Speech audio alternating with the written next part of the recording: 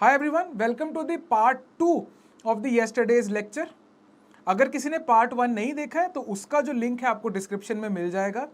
ये video series के अंदर हम लोग वीकली करंट अफेयर्स को कवर करते हैं 2 पार्ट्स के अंदर। पिछले हफ्ते के जो हॉट टॉपिक्स होते हैं करंट अफेयर्स के, जिनकी बहुत ज़्यादा प्रोबेबिलिटी होती है एग्जाम में आने के लिए, उनको हम 2 पार्ट्स में कवर करते हैं। This is the second part.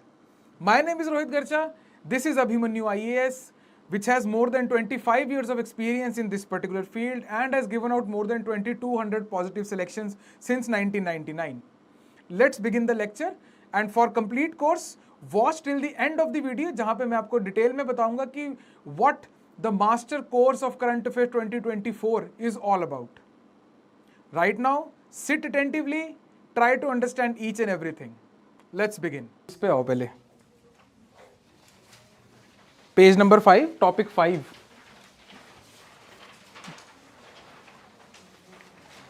ये इस टॉपिक के अंदर पोटेंशियल है थोड़ा सा।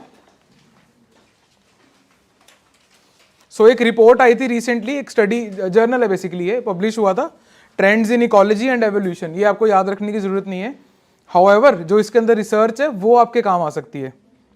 प्री मेंस दोनों में सवाल आ सकता है इसके ऊपर।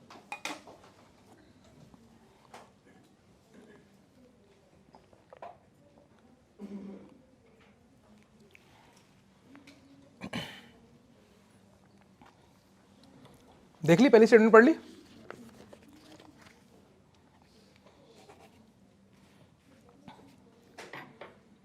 सो बेसिकली ओशन वार्मिंग को रिलेट किया हुआ है आपके बायोडाइवर्सिटी डिसरप्शन के साथ में, as simple as that, right. एक बार ना इंपैक्ट ऑन मरीन लाइफ देखिए आप। Tropicalisation, the phenomena of tropical marine species, ये नया टर्म है, ये आपको स्टैटिक बुक्स में नहीं मिलेगा और यूपीएससी पूछेगा इसको। मूविंग टुवर्ड्स द पोल्स, ट्रॉपिकलाइजेशन उल्टा है, सोचना मत, ये मत सोचना कि ट्रॉपिकलाइजेशन का मतलब कि ट्रॉपिक्स में आ रहे हैं। It is the opposite of that, थोड़ा सा केयरफुल रहना बच्चे। यहीं पे ना साइड पे आप ट्रॉपिकलाइजेशन के और मतलब लिख लो कि इस स्टेटमेंट के और क्या क्या मतलब है।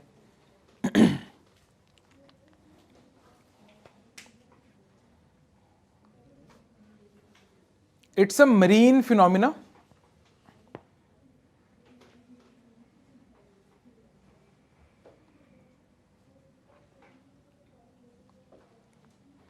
where the tropical species expand their range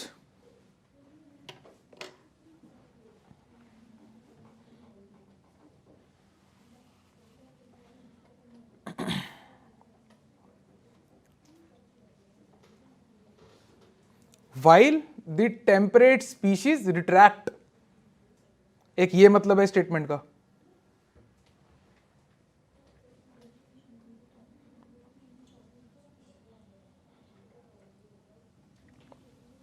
retract,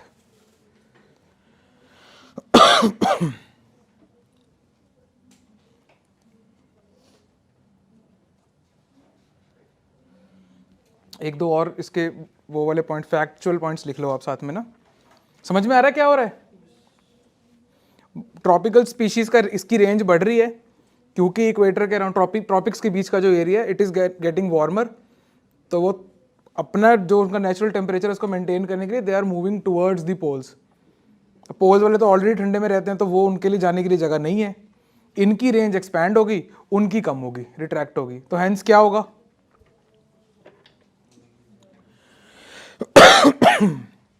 क्या होगा इसमें? नुकसान क्या होगा? हाँ, बोलो बच्चे, क्या कहते हैं? बोलो, कुछ कह रहे थे, पॉइंट बता रहे थे यार, बता दो क्या हो गया। किसमें? हाँ सही बोल रहे हैं वो, हाँ बिल्कुल इम्बैलेंस है। इकोलॉजी जब बनी हुई है ऑलरेडी इक्विलिब्रियम में है, कोई भी शिफ्ट होगा तो मतलब इम्बैलेंस तो है ही है। परफेक्ट, ये लिख लीजिए आप। The first instance of this process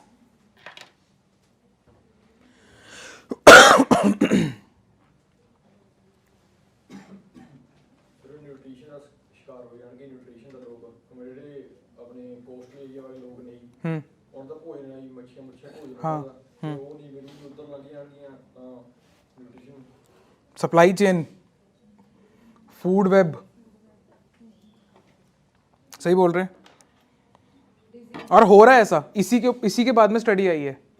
ये अब का नहीं है, ये इसमें लिखा हुआ है बच्चे, if you see the first point, it is an extensive review of literature over the past 20 years।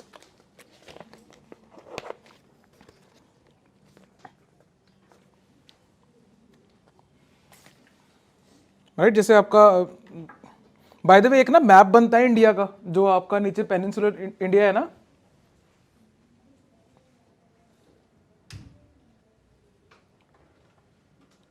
Right तो उनका ना एक मैप बनता है यहाँ पे कि कौन से एरिया के अंदर कौन सी फिश पाई। जैसे बॉम्बे डक है, यहाँ पे we have different kind of fish, यहाँ पे हिल्सा फिश है, यहाँ पे सार्डिन फिशेज है ना। तो ये वाला मैप भी आप लोग थोड़ा देख के रखना कि कौन से रीजन में कौन सी फिश सबसे ज़्यादा एबंडेंट है। कौन सी वाली? हाँ अच्छा, स्टेट फिश। अरे वाह वाह, ये तो याद है तुमको, नाइस। ऐसे नहीं करना यार, तुम लोग अपने उस पे रहो, दृढ़ निश्चय पे। गुड यार, नाइस। राइट, सबसे ज़्यादा एबंडेंट फिश नहीं है, पर वो सबसे महंगी है, वो 25,000 किलो। वो फिश वो अलग किस्म की फिश है, वो उसको प्रिजर्व करना चाह रहे हैं। अदरवाइज जो एबंडेंट है, जैसे यहाँ पे बॉम्बे डक है, which is not a duck, it's a fish, है ना। We have sardine, we have sea cow here, मतलब वो खाते नहीं है उसको, प्रिजर्व करते हैं। राइट, उसके ऊपर इनके ऊपर सवाल आए हुए हैं बाय द वे, ये जो मैं बात आपको बोल रहा हूँ ना, इनके ऊपर एज इट इज सवाल आता है इसके ऊपर। देयर वाज दिस यहाँ पे हिल्सा फिश, वो भी कॉस्टली फिश है, and it is in that region, Bengal के नीचे, बे ऑफ बंगाल के अपर वाले पार्ट में है। Then there was this tropical cyclone, जिसकी वजह से वाटर अपस्ट्रीम चला गया था, एंड जो फिश पहले हज़ारों रुपए किलो में सिर्फ कलकत्ता और यहाँ पे मेजर लोग अफोर्ड कर पा रहे थे, असम में वो ऐसे मतलब सरेआम बिक रही थी फिर बिल्कुल सस्ते में, क्योंकि the tropical cyclone pushed the fishes upstream. Right, तो इस टाइप की चीज़ें भी होती है। फिर उसके ऊपर सवाल आ गया था उसमें। तो ये बेसिक मैप्स हैं, ये वाले आप थोड़ा करके रखना कि कौन से रीजन में कौन सी मेजर फिश है, आपके इंटरव्यू में भी काम आएगा। और इसी चक्कर में जब क्लास में डिस्कशन हो रही होती है तो मेक मोस्ट ऑफ इट, हिम्मत करके बोल दिया करो, कोई पॉइंट दिमाग में आ रहा होता है, ऐसे ही खुलोगे आप, नहीं तो डरोगे वहाँ पे भी बोलने से। और डरने वाली कोई बात है नहीं, तुम्हारी अपनी कोई नॉलेज नहीं है, तुमने इकट्ठी की हुई बोलनी है। तो डोंट थिंक कि तुम्हें कोई गलत बोल देगा, तुम्हारा है ही क्या, तुम्हारी एकत्रित नॉलेज को गलत बोल देगा ज़्यादा से ज़्यादा, कि तुमने गलत, हाँ बस, इससे ऊपर कुछ नहीं है। आपके ओपिनियन को गलत बोलना, आपकी बात को गलत बोलना डज नॉट मीन आपको गलत बोला गया है। इन दो चीज़ों को अलग रखना, तुम्हारी दोस्तियाँ भी सुखी रहेंगी। आपकी कही हुई बात को गलत बोलना, इसका मतलब ये नहीं है कि आपको गलत बोल दिया, ठीक है, फर्क है दोनों में बहुत ज़्यादा। आइए बच्चे वापस, 20 years की रिसर्च है बच्चे इसमें। हमने लिख लिया, the first instance of this process was identified. ये पूरा करेगा, करना है अभी, ठीक। आइडेंटिफाइड इन मेडिटेरेनियन सी, ये अगेन यूपीएससी का favourite.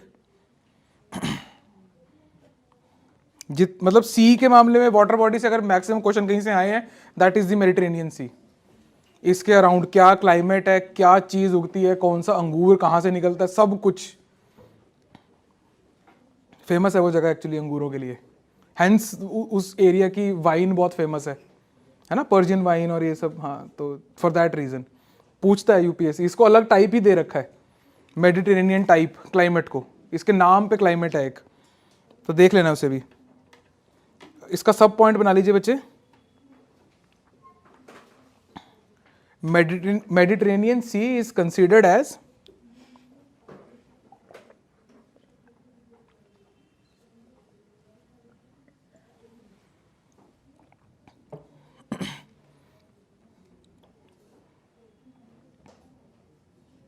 a tropicalization hotspot। Tropicalisation hotspot को इन्वर्टेड कॉमा अंडरलाइन, सवाल ऐसे आएगा, which one of the following is a tropicalisation hotspot. 4 option, उसमें से मेडिटेरेनियन सी एक ऑप्शन होगा। ठीक है, सवाल ऐसे बनेगा।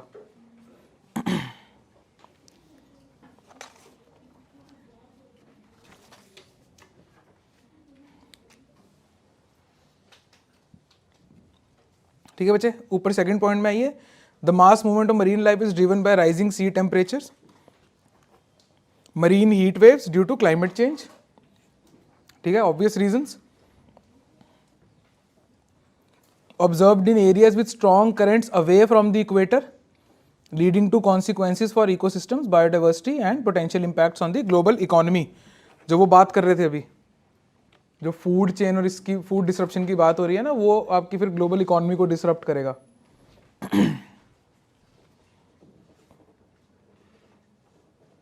ये मरीन फूड एक्सट्रैक्ट करने में नंबर 1 कंट्री कौन सी है वर्ल्ड की? चाइना। कितना % शेयर है उसका? 70%। हाँ, लगभग 66%। लिख सकते हो, अगर 70% राउंड ऑफ लिखना तो APPROX डॉट अप्रॉक्स लिख देना साथ में।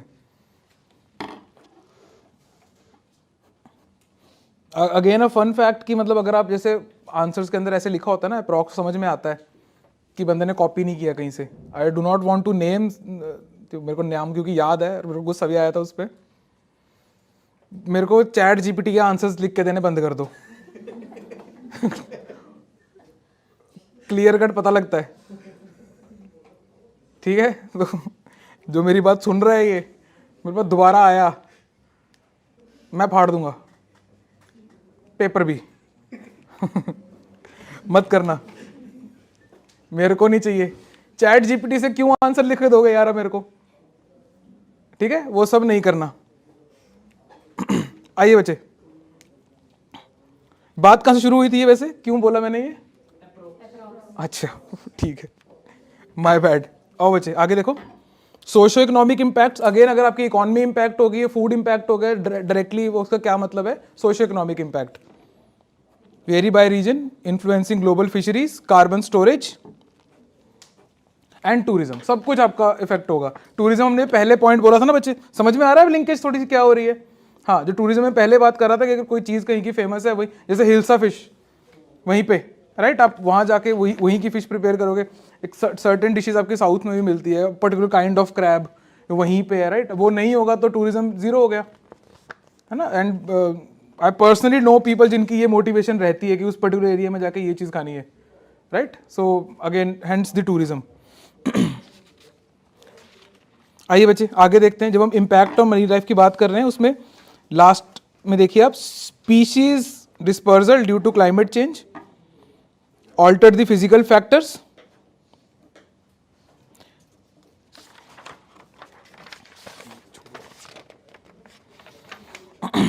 बच्चे यहां पे आप साइड पे टॉपिक डाल लो एक, ओशन वार्मिंग। ये तो ट्रॉपिकलाइजेशन के चक्कर में हमने ये पूरा टॉपिक पढ़ लिया, पर अदरवाइज ब्रॉड टॉपिक इसका वही है, ट्रॉपिकलाइजेशन, ओशन वार्मिंग।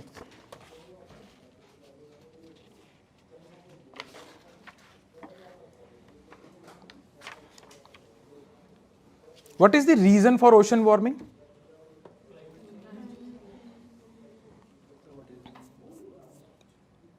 ठीक है, मतलब ये तो बहुत ब्रॉड हो गया। तो ओशंस गर्म ही क्यों हो रहे हैं, मतलब आप समझ रहे हो? ग्रीन हाउस इफेक्ट आपका एटमॉस्फेयर में होता है, ओशंस में क्या होता है ना, वाटर की स्पेसिफिक हीट थोड़ी हाई होती है, तो it can retain the heat for longer period of time. हाँ, वो सर्कुलेशन ऑल्टर हो रही है बच्चे, इसमें वही लिखा हुआ है। ठीक है, अब लिख लो, रीजन लिख लो।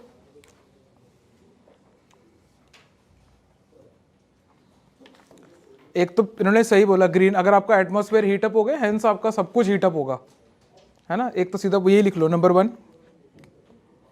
रीजन लिख रहे हैं तो हम रीजन में लिखेंगे ग्रीन हाउस गैस इमिशन, उसका इफेक्ट है आपका ग्लोबल वार्म, आपका क्या था, क्या बोला आपने? ग्रीन हाउस इफेक्ट, उसका इफेक्ट है ग्रीन हाउस इफेक्ट, कॉज उसका एमिशन है ना। तो जब हम रीजन की बात करते हैं, reason is this one, green house gas emissions, ऐसे लिख लो। आगे तो नहीं लिखने की जरूरत ना, वो ग्रीन हाउस गैस इमिशंस में कि कौन सी गैसेस हैं, है ना, methane, carbon dioxide, nitrous oxide. ठीक है, ब्रैकेट में लिख लो warming effect on both atmosphere and hydrosphere.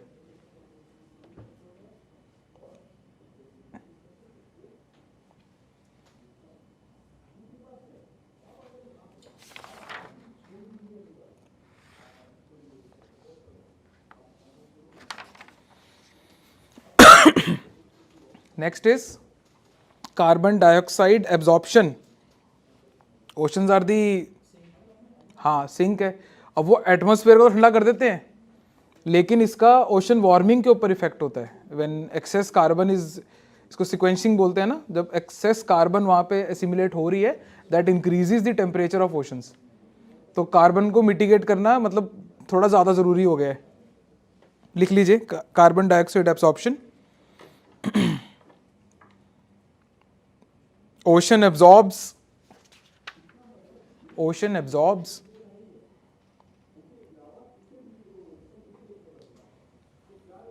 significant portion of excess CO2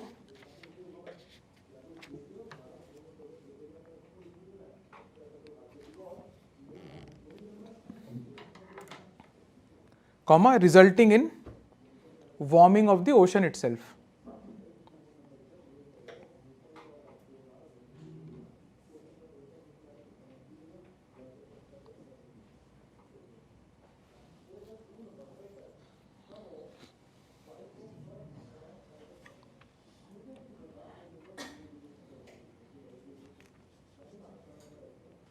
ठीक है. There is a term in physics जिसमें ना हम दो हिस्सों में चीज़ों को बांट देते हैं कि क्रिस्टल है या फ्लूइड है. Right. When we say something is fluid that means it can flow. So your air and your liquid are both fluids, है ना. तो कार्बन का फ्लूइड्स के ऊपर इफेक्ट होता है कि उसको वो वार्मिंग की तरफ लेके जाती है. And hence oceans are liquid and fluid, something that can flow. Right. Last is solar radiation.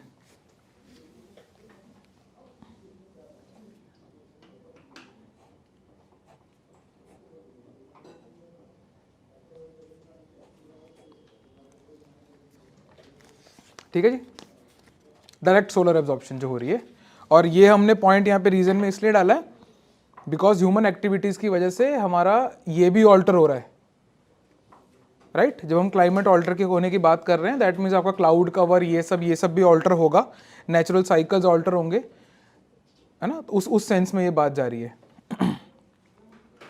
Impact, let me remind you कि हम ओशन वार्मिंग की बात कर रहे हैं. यहाँ पे ओशन वार्मिंग के इम्पैक्ट की बात कर रहे हैं. क्या इम्पैक्ट होगा, 4 बता दो मेरे को, बस चलते हैं फिर आगे. ओशन वार्मिंग होने से क्या इम्पैक्ट है? कौन सी डिजीजेस?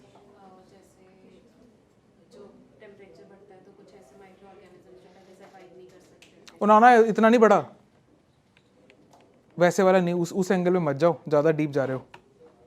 ओशन वार्मिंग है, क्या उसका कारण होगा? पढ़े हुए हैं सारे आपने.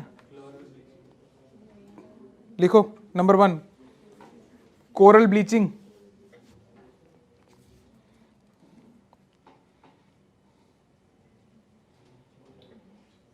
जो वो जूजेंथले होता है ना उसमें, हाँ वो भाग जाता है, उसको कोरल ब्लीचिंग बोलते हैं.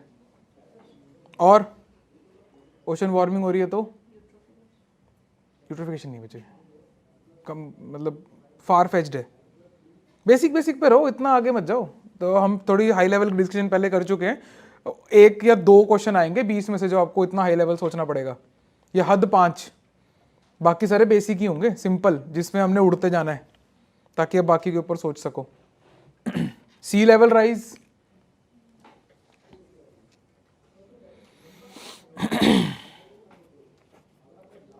एक उनके वाला point, disruption of marine food webs. और हाँ, वैसे तो वो मतलब हाँ उसमें डाल दो, या वैसे इसमें भी है, disruption of marine food webs में भी आएगा. और क्या चल रहा है बता दो। बिल्कुल, मतलब हाँ लिख लो इसमें। वैसे तो वो ट्रॉपिकलाइजेशन के कारण, वो ट्रॉपिकलाइजेशन क्यों नहीं लिख देते? एक तो वो उसमें आ जाएगा ना, ट्रॉपिकलाइजेशन के अंदर भी है ऑल्टरेशन ऑफ ओशन करंट्स। वैसे तो वो इसमें आ गया है पॉइंट, वो ये हम जबरदस्ती लिख रहे हैं।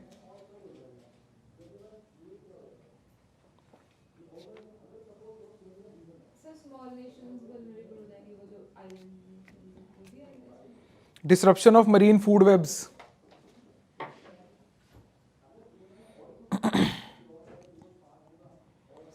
This will have cascading effect on your marine food और इस सब के ऊपर। जो ये वाला पॉइंट लिखा है ना हमने, उसमें लिख सकते हो आप that this will have a cascading effect on fisheries and marine food webs, जब हम बात कर रहे हैं ना उसमें। सी लेवल राइज,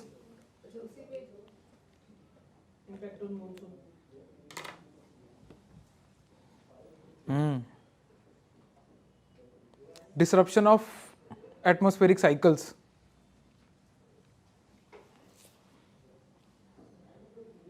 हाँ अभी तो ये पिछले साल ही तो देख के हटे हो तुम। हिमाचल में जाने से डर लग रहा है अब कि मॉनसून सीजन के आसपास। क्या है ये वही था।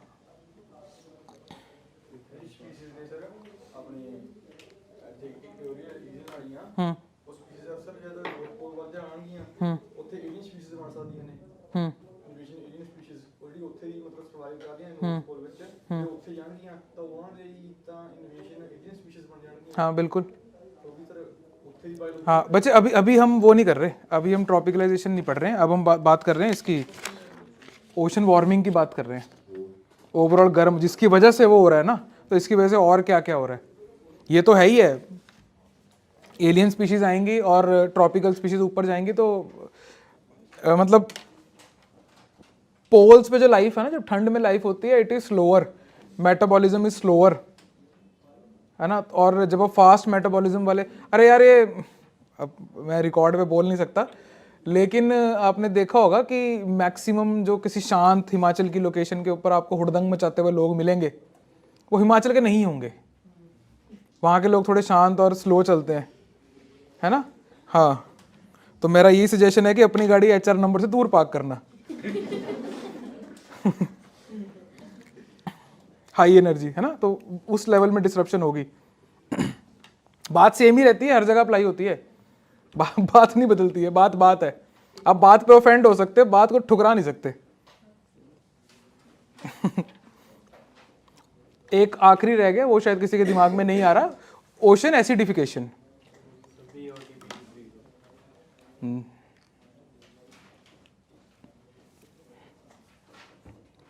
बच्चे हम ना उसको पोल्यूशन नापने के लिए करते हैं। BOD, बायोलॉजिकल ऑक्सीजन डिमांड की बात कर रहे हो आप, उसी की बात कर रहे हो ना बच्चे। हाँ, तो वो एक मेजर है आपका पोल्यूशन नापने के लिए, राइट। कि उसमें तो आप समझ रहे हो कि व्हेन आई से कि ओशन वार्म हो रहे हैं, और वो BOD इज मेनली आपका ऑर्गेनिक पोल्यूशन नापने के लिए यूज होता है, राइट। तो रिलेट नहीं हो रहा है ढंग से। हाँ, इन्होंने बहुत अच्छा पॉइंट बोल दिया, शायद डिजॉल्व ऑक्सीजन कम होगा। ऑक्सीजन ज़्यादा डिजॉल्व होता है, या फॉर दैट मैटर कोई भी गैस पानी में ज़्यादा डिजॉल्व होती है कम टेम्परेचर के ऊपर। इफेक्ट बोल रहे हो आप? नहीं, ओशन बाद ही ओशन वार्मिंग की हो रही है। अगर आपकी वाटर बॉडी वार्म हो गई है, ऑब्वियसली आपका DO कम होगा। साइंटिफिक फॉर्मूला है इसका, अगर मुझे याद होता मैं लिख भी देता फुकरी मारने के लिए, पर मुझे याद नहीं आ रहा। पर इसका डायरेक्ट फॉर्मूला है, राइट, जिसमें हम टेम्परेचर को और ऑक्सीजन कितनी डिजॉल्व हो रही है, मतलब 2-3 फैक्टर्स होते हैं पानी में डिजॉल्व होने के, temperature is one of them, right. और दूसरा होता है टर्बुलेंस। हेंस आपका हर की पौड़ी इतनी फेमस क्यों है, Ganga, because that is the point. Haridwar सुना होगा ना, हर की पौड़ी, तो उससे पहले गंगा बहुत टर्बुलेंट फ्लो करती है, बहुत ज़्यादा। तो जितनी ऑक्सीजन हो सकती है वो उसमें डिजोल्व होती रहती है। हर की body is the first place जहाँ पे वो शांत बहना शुरू करती है। इसके बाद में ऑक्सीजन कंटेंट नीचे ही जाएगा। हर की बॉडी पे is the maximum oxygen content पानी के अंदर जितना हो सकता है। हेंस कभी कोई होगा, मर रहा होगा पुराना, उसने हर की बॉडी का पानी पिला दिया, उसको 2-15 मिनट के लिए फिर सांस आ गई होगी। जस्ट एक वो जस्ट बिकॉज कि वहाँ पे ऑक्सीजन कंटेंट ज़्यादा होता है, राइट। और जैसे ही वार्म होता रहता है तो उसमें गैसेस कंटेंट कम हो जाता है। ठंडी कोक और गर्म कोक में जो फ़र्क है, उसमें गैस कंटेंट कम हो जाता है ना जब गर्म होती है, तो दैट इज़ द रीज़न। सीधा ओशन एसिडिफिकेशन, जब कार्बन डाइऑक्साइड डिजोल्व होती है ना, it acidifies your ocean, right. PH level कम हो जाता है, गिरता है। And every species is sensitive to pH, right. और उनके पास तो कॉस्मेटिक्स भी नहीं है पीएच मेंटेन करने के लिए, ठीक है जी। और इनका भी पॉइंट लिख लो, लो डिजोल्व्ड ऑक्सीजन, अच्छा पॉइंट है।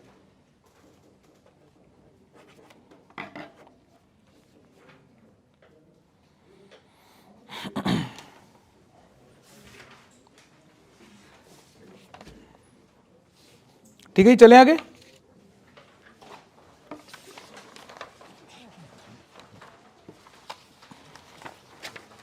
इकोनॉमी का करना है करंट अफेयर या फिर एनवायरनमेंट का ही कर ले एक और?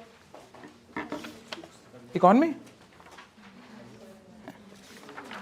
एनवायरनमेंट वाले कितने, हाथ खड़ा कर लो। 2-3। इकोनॉमी वाले, ओए आज पता लगा नुकसान डेमोक्रेसी का। मेरे को भी कुछ खास पसंद नहीं है डेमोक्रेसी। ये होता है इसमें, no matter what the majority is saying, we have to do what the majority is saying. आ जाओ जी, टॉपिक नंबर 4।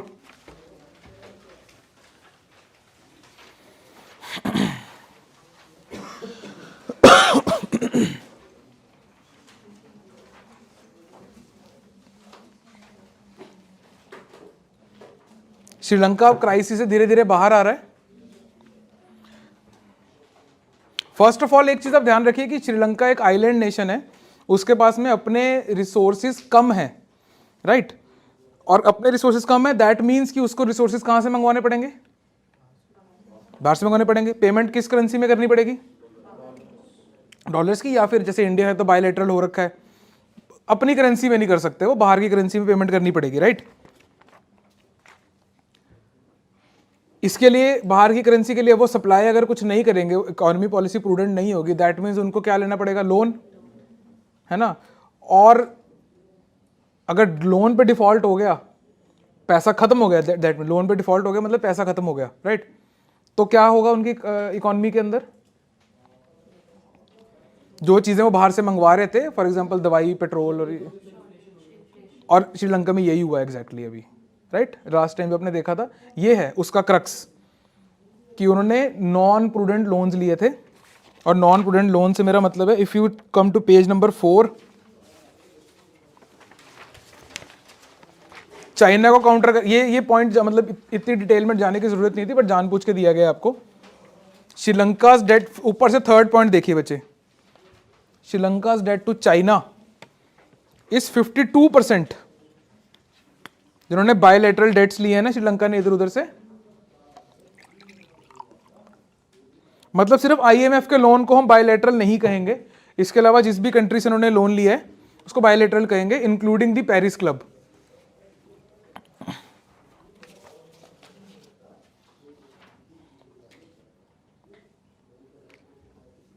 पेरिस क्लब एक ग्रुपिंग है इकोनॉमीज की ना, जो कि ऐसे लोन्स वोन्स ही देते हैं, ज्यादा सवाल ना किए। हाँ ठीक है बच्चे, तो ये है जी आपकी श्रीलंका की प्रॉब्लम मेन, कि उनकी इकोनॉमी खुद से प्रोड्यूस नहीं कर रही थी, बाहर से मांग रही थी, लोन चाइना से ले लिया, उस पे हो गया डिफॉल्ट, एंड हेंस उनकी फाइनली इकोनॉमी ने किया सफर, राइट। ये है उसका मुद्दा। तो अभी रिपोर्ट में क्या आया कि इंडिया ने भी रिस्ट्रक्चर कर दिया उनका डेट। रिस्ट्रक्चर समझते हो? जब आप लोन लेते हो ना, आपको एक स्ट्रक्चर मिलता है कि आपको इतने सालों के लिए पर मंथ इतना पैसा देना पड़ेगा, है ना, ये एक स्ट्रक्चर दे दिया। जब डिफॉल्ट कर देते हो तो वो उसको रीस्ट्रक्चर कर देते हैं कि अच्छा चल ये नहीं दिया जा रहा तो एक काम करो, ये 15 साल का लोन था, इसको ना 25 में दे देना अब, तो आपकी और यहां से देना शुरू कर देना। मतलब एनी स्ट्रक्चर ऑल्ट्रेशन उसको लोन रीस्ट्रक्चर बोलते हैं। It could be as simple as कि आपका इंटरेस्ट माफ कर दिया, या आपकी ड्यू डेट्स बढ़ा दी, या लोन ही माफ कर दिया, राइट। तो इस टाइप की चीजें,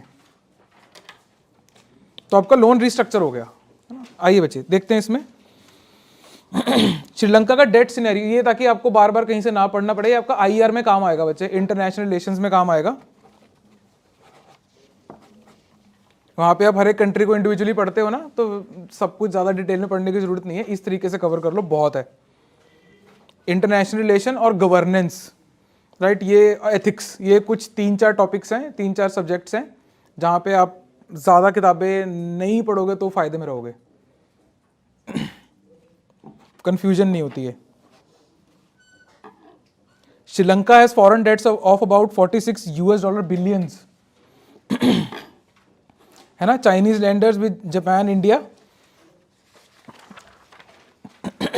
एंड कमर्शियल बॉन्ड होल्डर्स, है ना, इनके इस सारे क्राइटेरिया हैं। नेक्स्ट पेज के ऊपर इनकी परसेंटेज बता दी गई है कि इतने % किसको दिया हुआ है। ये भी अपने आप में एक सवाल बनेगा इन केस अगर आता है यूपीएससी में। तो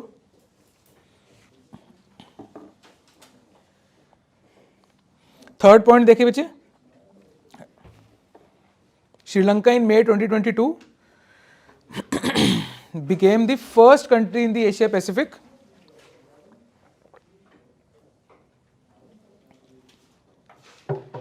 to default.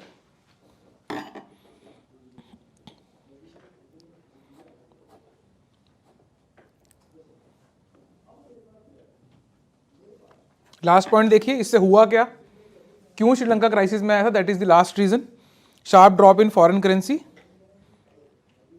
Lead to shortages of imported food, है ना। आइलैंड नेशन है, जो खुद ग्रो कर सकता है वही कर सकता है, बाकी इंपोर्ट करना पड़ेगा। फ्यूल एंड मेडिसिन,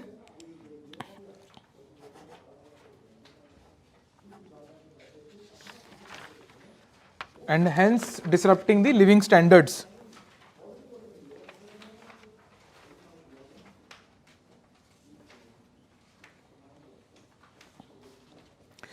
जैसे चाइना लोन्स बांटता फिर रहा है इन दिनों, इससे पहले पेरिस क्लब बांटता था। Let us right a short note on Paris club.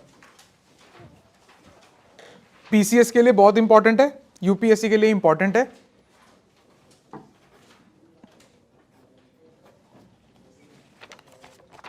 नहीं बोलूंगा एचपीएस का मैं कुछ भी उसका कुछ नहीं पता।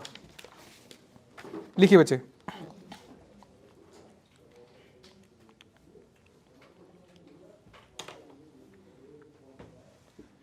it is a group of mostly western creditors, western creditor countries, ऐसे लिखिए, प्राइवेट नहीं है ये, कंट्रीज की ग्रुपिंग है ये। आरती थोड़ी देर,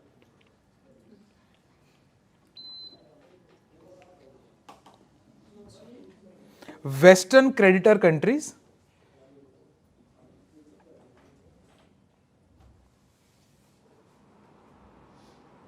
comma started from a 1956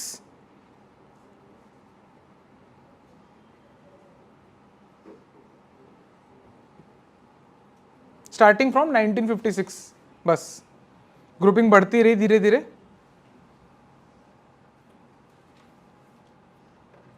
तो बेसिकली हुआ यह था कि अर्जेंटीना ने पेरिस में मीटिंग करी थी उन कंट्रीज के साथ में जो उनको पैसा दे रही थी, राइट। तो जो कंट्रीज पैसा दे रही थी उनकी ग्रुपिंग वहां से शुरू हो गई थी, इसको पेरिस क्लब बोला जाता है। वो है ये मुद्दा। द मेंबर्स आर, ये देखो थोड़ा ट्रिकी है, इसके 22 मेंबर्स हैं, शॉर्ट में करके लिख लेना आप। अब मुझे नहीं पता कि इस पे सवाल कैसे बनेगा। 22 members, which of the following is a member, is not a member, वो सब है। आप लोग जब 22 मेंबर्स लिख रहे होंगे, बस अब ये ध्यान रखना कि आपको कौन से इसमें लग रहे थे होने चाहिए वो नहीं है, और कौन से आपको लग रहा था नहीं होने चाहिए वो है। बस ये 2 चीजें देख लेना आप, इसके अलावा। And let me give you the list in alphabetical order, है ना, ठीक है। कोशिश करूंगा अल्फाबेटिकल में हो जाए, यहाँ पे है नहीं क्योंकि मेरे पास। Australia,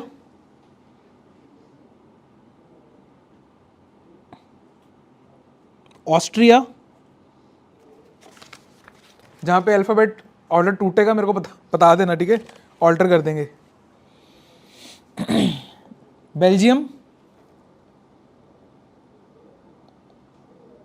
Canada, Denmark. C set का क्वेश्चन नहीं बन गया ये? टाइम में भी सॉल्व करना है और सॉल्व भी करना है। फिनलैंड,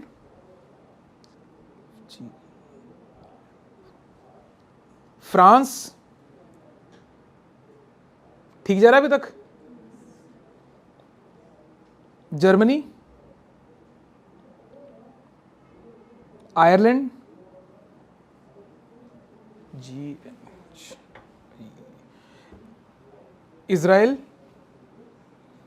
जो यूनिक लग रही है कंट्रीज उनको पहले ही मार्क कर लेना, जो आपको लग रहा था नहीं होनी चाहिए। Japan, Netherlands, Norway, Russia,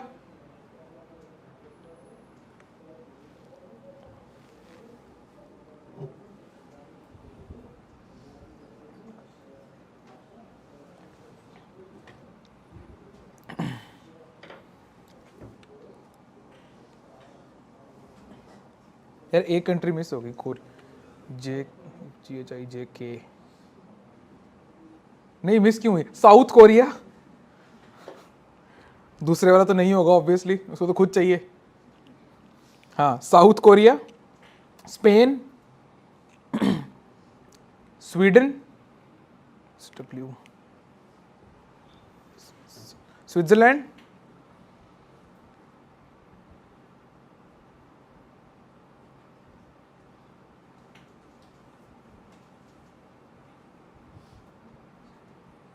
the United kingdom, यही नाम है उसका, और वैसे भी फिट हो रहा है वो, यूके एंड यूएस। ठीक है, कितने हो गए? 22 हो गई, ठीक। 20 हुई है।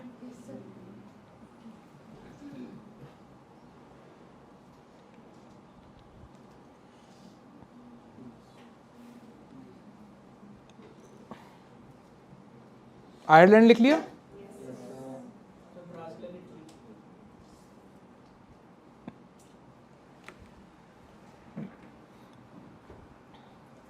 Finland, France, Australia, Austria, Canada, Denmark, Belgium, Germany, Ireland, Israel, Japan, Norway, Russia, south Korea, Spain, Sweden, Switzerland, UK, US, Norway, सारे हो गए? वो हैं मेंबर्स, कंफर्म करोगे एक बार?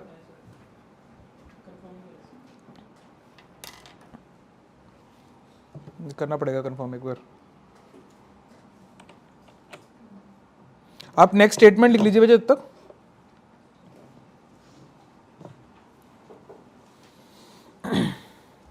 All members of Paris club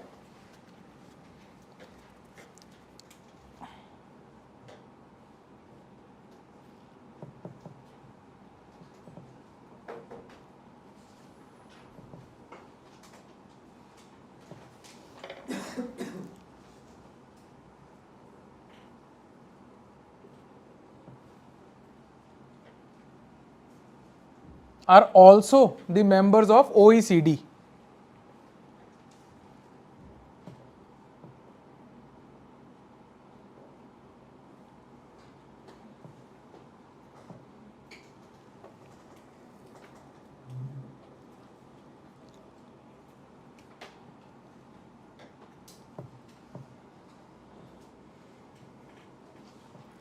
He is right.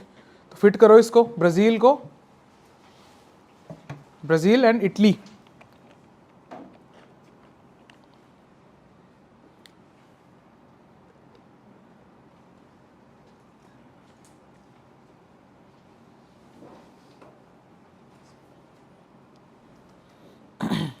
ठीक है जी। तो अगर सवाल इसके ऊपर बनेगा, इस पे चांसेस कम है कि कंट्रीज के ऊपर पूछ लें, बट अगर हम प्रिपेयर करके रख लेते हैं तो कोई बुरी बात नहीं है उसमें। ये याद रखना कि ये पेरिस क्लब के जो मेंबर्स हैं they all are the members of OECD. OECD समझते हो? जिसको नहीं पता लिख लो, organisation for economic cooperation and development.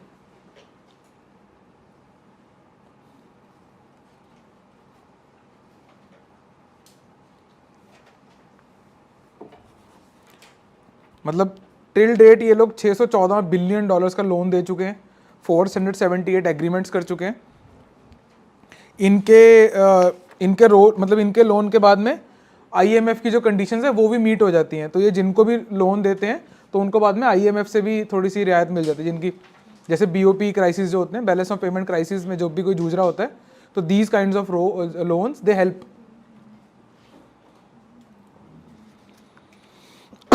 ठीक है बच्चे, आइए वापस डॉक्यूमेंट में।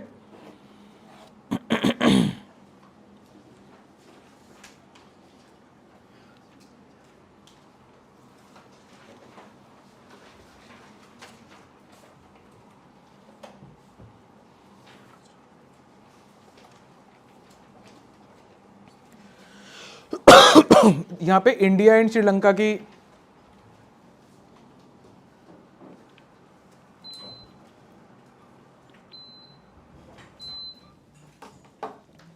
इंडिया एंड श्रीलंका की डील की बात हो रही है इसमें आपस में। By the way, India is the first country जिसने श्रीलंका को डेट रिस्ट्रक्चर की बात करी थी, ऑफर किया था। It was the first country, right. तो जब इंडिया श्रीलंका के रिलेशन की आप बात करोगे, दिस इज द वन जो आपको थोड़ा ध्यान रखना पड़ेगा।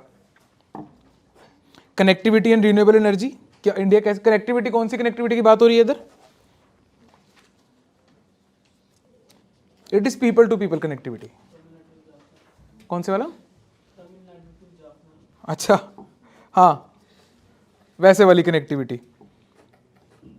मतलब ये होना वैसे इनएविटेबल भी था। If you see the last one, adoption of India's UPI, right. तो जब आप इकोनॉमी कनेक्ट कर रहे हो तो ऑटोमेटिकली इस तरीके से इकोनॉमी कर रहे हो कि तो पीपल टू पीपल कनेक्ट होना ही है। आप अगर आप श्रीलंका जाते हो घूमने के लिए तो आपको ज़्यादा कुछ एक्सचेंज वगैरह कराने की ज़रूरत नहीं पड़ती। जाओ और सीधा डायरेक्टली खर्चा करो, है ना। तो बढ़ता है इससे, टूरिज्म और कनेक्शन बढ़ता है। तो इंडिया ने ये काम किया उनके लिए, कहने का मतलब। तो हमने ऐसे बोलना है, ठीक है बच्चे। चलें आगे। अब छोटे छोटे टॉपिक रह गए सारे।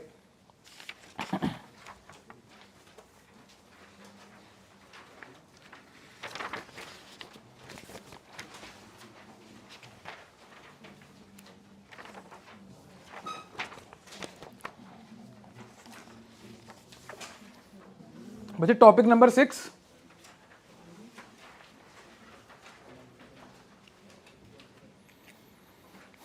Declaration on climate and health.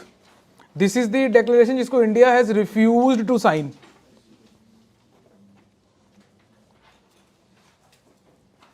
और इंडिया ने क्या कहा है, आप मैंने उसको बुलेट पॉइंट में दे दिया आपको साथ ही। India stated that green house gas reduction for cooling in health sector could hinder its ability to meet the growing demands for medical services, particularly in remote and underserved area, right? तो वो cooling को efficient बनाने की बात कर रहे हैं। और however इसके सॉल्यूशंस भी दिए। एक काम करो बच्चे, टॉपिक नंबर 7 पे आओ पहले।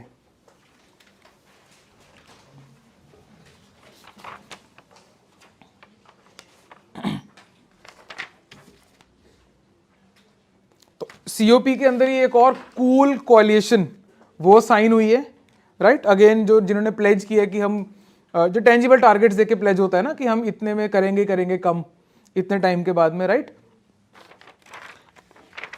तो कूल कोएलिशन वहां पे हुई है। उससे पहले हम ये देख लेते हैं कि यूएनईपी ने पहले प्रपोज सोल्यूशन क्या दिया है कि अगर कूलिंग आप उस कूलिंग को एफिशिएंट करना चाह रहे हो, कूलिंग को शिफ्ट करना चाह रहे हो, साथ ही यूएनईपी ने एक रिपोर्ट निकाल दी। वहां पे एग्रीमेंट साइन हुआ, उसके अराउंड ही यूएनईपी ने रिपोर्ट निकाल दी। ऐसा ही होता है कि जो भी मुद्दा चर्चा में होता है उसके ऊपर रिपोर्ट्स आनी शुरू हो जाती हैं, उसके सपोर्ट के अंदर या उसके अगेंस्ट जैसे भी है। तो आपको आने वाले टाइम में और रिपोर्ट्स देखने को मिलेंगी इसके ऊपर। ऑल्सो यहाँ पे 2-3 चीजें कवर करनी है हमने, तो आप लोग मेंटल स्ट्रक्चर अपने आप बना लो। I will be just giving you out. Cooling needs का इम्पैक्ट क्या है, व्हाट इज कूलिंग नीड्स, है ना। कि जैसे मैंने आपको बताया था कि 20% ऑफ इलेक्ट्रिसिटी जनरेशन जो है, जो कंजम्पशन है वो कूलिंग के लिए यूज हो रहा है, ठीक है वो। इसके अलावा यूएनईपी ने ऑल्टरनेट सोल्यूशन क्या दिया है वो। इंडिया का अपना एक आईसीएपी है, India excuse me, India cooling action plan. हमारे अपने कुछ टारगेट्स हैं कूलिंग को लेके, तभी हमने साइन भी नहीं किया ये, ठीक है वो चीज। प्लस ये डिक्लेरेशन क्या है, इसमें भी कूलिंग का इफेक्ट है ना वो। और इंडिया ने ये साइन क्यों नहीं करी, हमारा क्या ग्राउंड्स हैं हमारे साइन ना करने के लिए, राइट। ये सारी चीजें हम आने वाले 15 मिनट में डिस्कस करने वाले हैं, तो स्ट्रक्चर दिमाग में क्लियर रखना अपने आप। ये दोनों टॉपिक्स आपस में कनेक्टेड है, ठीक है बच्चे। आइए बच्चे टॉपिक नंबर 7 पे आइए पहले।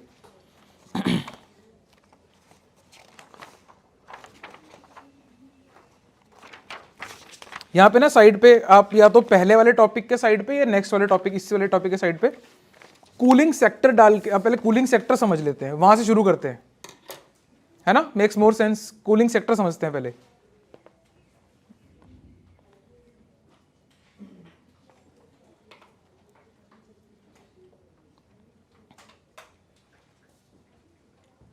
It is highly energy intensive sector,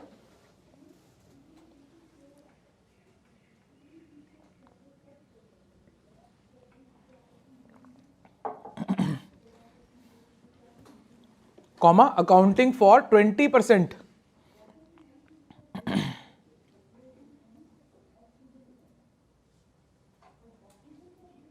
of all global electricity consumption. तुम्हारी अगली क्लास कितने बजे है? अच्छा, वो आज थोड़ा टाइम शिफ्ट हुआ है ना, तो मेरी खुद की क्लॉक इधर उधर हो रखी है, समझ में नहीं आ रहा है कि 1 घंटे में छोड़ना है 2 घंटे में। तुम्हें मतलब अगले 25-30 मिनट में छोड़ना है ना, ठीक है, नोटेड। आ जाओ, इसको समझते हैं। Accounting for 20% of all global electricity consumption. इसके बाद में आपको इंपॉर्टेंस समझ में आई टॉपिक की कि क्यों ये 2 टॉपिक्स हम एक साथ कर रहे हैं और इंपॉर्टेंट है। आगे लिखिए, मोस्ट कूलिंग टेक्नोलॉजीज इन्वॉल्व, ये ऐसे लिखो, most cooling technologies involve the use of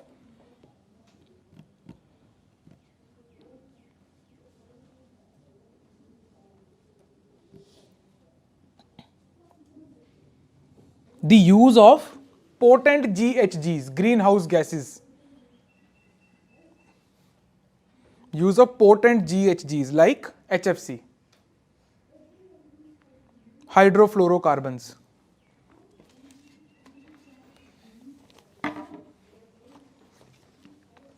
खिचड़ी वाले टॉपिक हैं ये, इसमें बहुत कुछ चलने वाला है, ठीक है, तो थोड़ा सा केयरफुल रहना। अब जैसी हमारी ये बात हुई है, most cooling technologies involve the use of HFC। HFC को फेज आउट करने के लिए कौन सा प्रोटोकॉल है?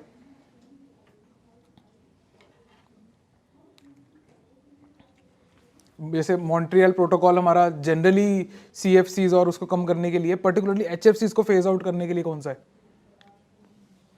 उसमें टारगेट है आपका to reduce the production and consumption of HFCs by 80 to 85% by 2047। ये उसका टारगेट है उस समिट का। किगाली समिट में है ये, है ना, तो ये वो रिलेट होगा। बाय द वे ये इस बार जो COP हुई है, इसके अंदर नए टारगेट्स बहुत कम आए हैं। COP 28 हुई है ना, अभी 12 तारीख को खत्म हुई है। कहाँ हुई है? हाँ, तो ये ध्यान रखना इस चीज को, ये छोटे मोटे पेपरों में आएगा, ठीक है। तो उसमें नया कुछ नहीं आया, तो जो 2-3 प्रोटोकॉल्स हाईलाइट हुए हैं, that is the Montreal protocol, Kigali summit, है ना, इनके टारगेट्स को रीइटरेट किया गया है। और आपका पेरिस एग्रीमेंट, है ना, वो 2 degree Celsius but 1.5 degree Celsius वाला जो टारगेट है, उन्हीं को रीइटरेट किया हुआ है।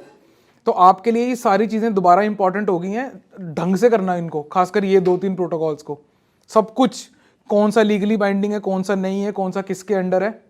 अब ये क्योंकि COP 28 और किगाली मैंने मेंशन कर दिया, तो एक हिंट मिल गया होगा आपको, ठीक है बच्चे। आगे लिखो,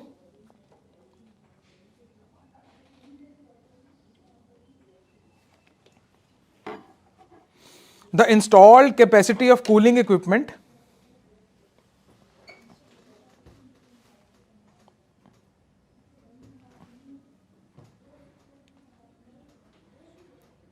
will triple globally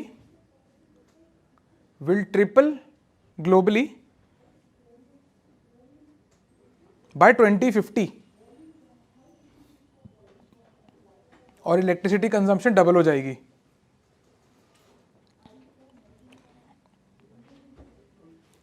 इसका सब पॉइंट बना लो, this is equal to more than 10%, it is equal to more than 10% of global projected emissions of 2050, projected emissions of 2050।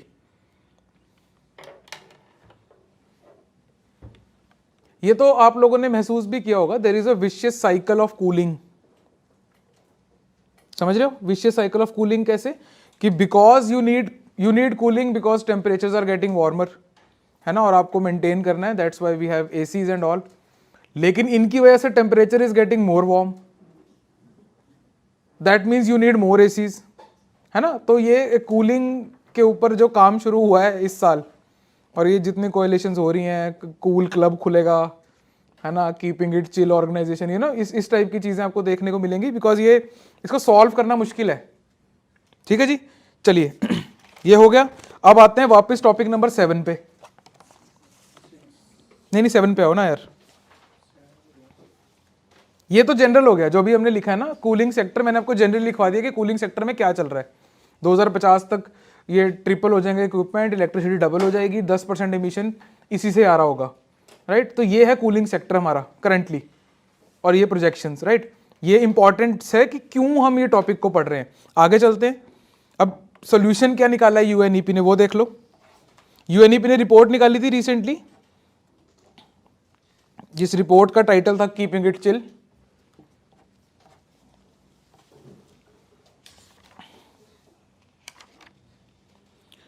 Proposed action plan for sustainable cooling. ये आप ऐसे खुद भी सोच सकते थे, पर आई थॉट कि दे ही देते हैं। Number 1, nature based solutions, passive cooling measures like shading, ventilation, insulation, green roofs, reflective services, and reintroducing nature to urban areas, है ना। नेचर बेस्ड सोल्यूशन सिंपल, इसमें कुछ करना नहीं है ज्यादा, ये इतना कार्बन इंटेंसिव नहीं है। गर्मी लग रही है, खिड़की खोलने को बोल रहा है, ठीक है, और धूप आती है, अंदर आपका इंटरनल एरिया हीट हो रहा है, बाद में आईआर रिलीज हो रही है, तो वी हैव, हाँ मतलब अंदर आने मत दो। बेसिकली आपको पता ना कि वार्मिंग काम कैसे करती है। आपका जब कमरा गर्म होता क्यों है एक्चुअल में, UV light gets absorbed and your stuff radiates IR, तो आपको गर्मी लगनी शुरू होती है, राइट। तो things get warm and they reflect your IR, right. ये क्वेश्चन आया हुआ है उसके अंदर, यूपीएससी के अंदर, एग्जैक्ट सेम दिस थिंग, है ना, कि यूवीबी लाइट एब्जॉर्ब होती है एंड आईआर रिलीज होती है। ये आई मतलब ग्लोबल वार्मिंग का कारण आईआर है, जो कि अर्थ बाद में रेडिएट करती है आफ्टर एब्जॉर्बिंग, ठीक है। री रेडिएशन के कारण होती है हीटिंग, तो आप उसको रोक दो। शेड का मतलब वही है। नेक्स्ट देखते हैं बच्चे, एफिशिएंसी स्टैंडर्ड्स। इंडिया ने बीई, ये स्टार रेटिंग सिस्टम और ये सब किया है। तभी आप, अगर आप यहाँ पे देखेंगे ना बच्चे, अभी हमने जब लिखा था ये कि installed capacity will triple globally, है ना, जिस, और मैंने आपको क्या बोला था कि इलेक्ट्रिसिटी कंजम्पशन डबल हो जाएगी। इक्विपमेंट ट्रिपल हो रहा है, इलेक्ट्रिसिटी कंजम्पशन डबल हो रही है, दैट मीन्स क्या मतलब है उसका,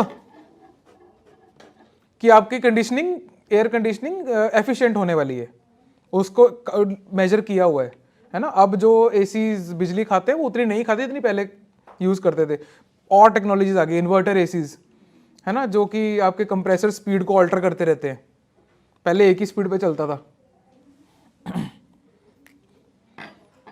जैसे आपकी वो नहीं है यार, गन्ने वाली मशीन नहीं देखी आपने, वो एक ही स्पीड पे चलती रहती है, उसी से बेल्ट कनेक्ट करके नीचे लगा देते हैं, उसकी एक ही, उसका आरपीएम ज़्यादा ऑल्टर नहीं करता। आपने कितनी इलेक्ट्रिसिटी, उससे कितनी पावर लेनी है अपनी ड्राइव ट्रेन के अंदर, आप ऑल्टर करते रहते हो बेल्ट की, उससे कितना आपने बेल्ट को खींचा है, कितना कनेक्ट किया है, नहीं किया है। लेकिन उसका जनरेटर एक ही स्पीड ठक ठक, वो एक ही स्पीड पे चल रहा है है ना। तो पहले वाले एसी ऐसे चलते थे। अब क्या है, जो अब वाले एसी हैं they are more like car के आरपीएम्स, कि अगर आपको ज़्यादा स्पीड चाहिए आपको ज़्यादा तेज़ चलेगा आपका कंप्रेसर, कम चाहिए कम स्पीड पे आपका कंप्रेसर चलेगा, वाइल मेंटेनिंग। जैसे जब आपकी गाड़ी पिकअप ले रही होती है राइट, तो आपका आरपीएम ज़्यादा लगता है, but once you have reached speed of 60 उसके बाद आपको इतने आरपीएम की जरूरत नहीं है। हाई गियर में आप लोग कम आरपीएम के ऊपर गाड़ी चलती रहती है। Same is the case with वो, तो एफिशिएंसी इंक्रीज हो रही है उसमें, कहने का मतलब। तो efficiency standards emphasizes the importance of higher energy efficiency technology and practices, ठीक है जी। Third is phase down of refrigerants. This refers to the alternate use of substances to cool devices such as hydrocarbons, ammonia or carbon dioxide instead of HFCs. Ammonia एक बहुत अच्छा एक refrigerant होता है, मतलब इंजीनियरिंग में हम लोग पढ़ते होते थे वो, like immediately it use to cool to -15 degree Celsius, कि आपने मशीन अभी ऑन करी, you have waited for 10 minutes. Refrigeration एक लैब होती थी मैकेनिकल इंजीनियरिंग में, तो immediately we use to see कि यार यहाँ पे और यहाँ पे टेम्परेचर में ना वो मतलब 42 डिग्री सेल्सियस से -15 पहुँच गया। बट अमोनिया को हैंडल करना मुश्किल है, इट्स अ पॉइजनस गैस और उसकी स्मेल बड़ी खराब है। तो अगर गलती से आपके घर में लीक हो गया, जो कि कहते हैं कंप्रेसर की गैस निकल गई, तो अगर वो गैस निकल गई ammonia, it is a tough thing to crack. फिर आपका घर बहुत दिनों तक स्मेल करता रहेगा और आपको छोड़ना पड़ेगा थोड़े दिन के लिए, बाहर रहना पड़ेगा। तो दो sorts of problems are there इसमें, इस वाले सोल्यूशन में जो ये बोल रहे हैं। तो टेक्नोलॉजी को पहले मास्टर करना पड़ेगा। Next is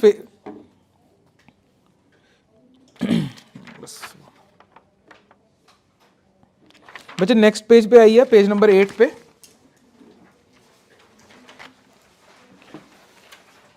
second last point देखिए इसमें आप, minimum energy performance standards and labelling. जैसे अभी तो ऑप्शन है ना आपके पास 1 स्टार रेटेड प्रोडक्ट बाय करने का, कि बहुत इनएफिशिएंट है लेकिन आप खरीद सकते हो। सरकारी घर में अगर लगाना है जहां पे बिजली का बिल नहीं आना, तो क्यों आप 50,000 का 60,000 का एसी लगाओगे जब सेम चीज आपको 20 में मिल रही है, राइट? तो वो बोल रहे हैं मिनिमम स्टैंडर्ड ही सेट कर दो कि 1 स्टार वाला बिकेगा ही नहीं। ठीक है बच्चे,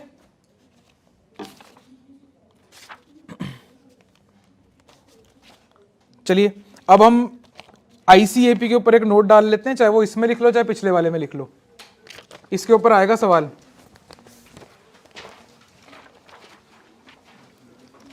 इंडिया कूलिंग एक्शन प्लान, ये हिमाचल वाले, हरियाणा वाले और पंजाब वाले पीसीएस जिन्होंने देना है, वो लोग ये टारगेट्स को याद कर लें। आईसीएपी, India cooling action plan,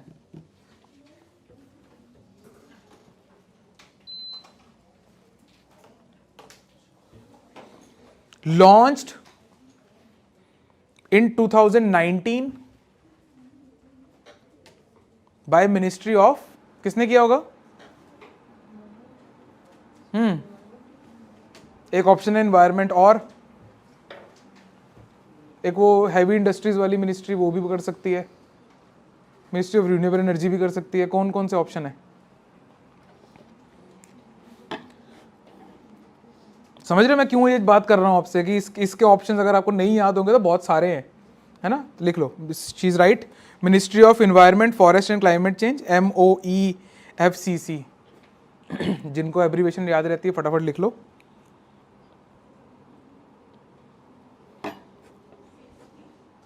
provides a, next point, provides a 20-year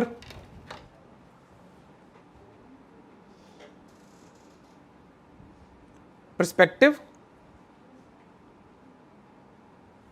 and outlines actions.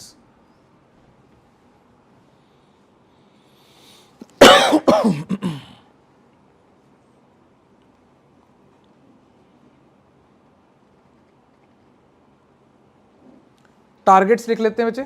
Number 1, reduce cooling demand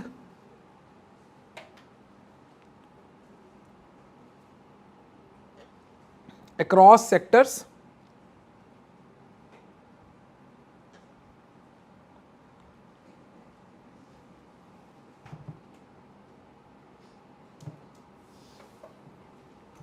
by 20 to 25%, 20 से 25%, by 20 to 25% बाय 2037-38। ये थोड़ा टेढ़ा है, ये आपने और किसी टारगेट में सुना नहीं होगा। 2037-38 हमारे और किसी टारगेट में नहीं आता, तो ये यूनिक है।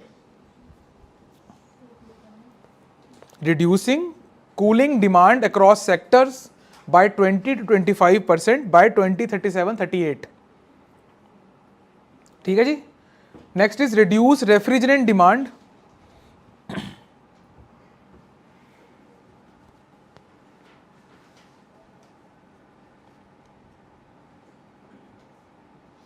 by 25 to 30%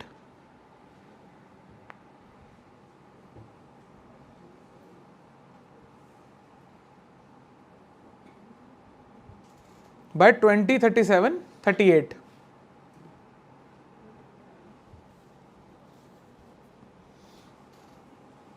Next is reducing cooling energy requirements। ये थोड़ा सा पेन लेके आपको याद करना पड़ेगा बच्चे सारा, एंड आप योर ब्रेन इज कैपेबल, उस पर डाउट मत करना कि कैसे याद रहेगा, करोगे हो जाएगा। Cooling energy requirements by 25 to 40% by 2037-38।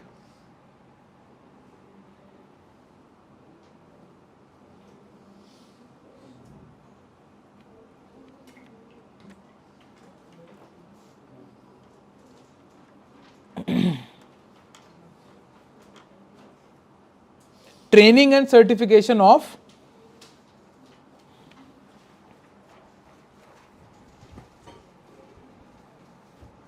training and certification of 1 lakh technicians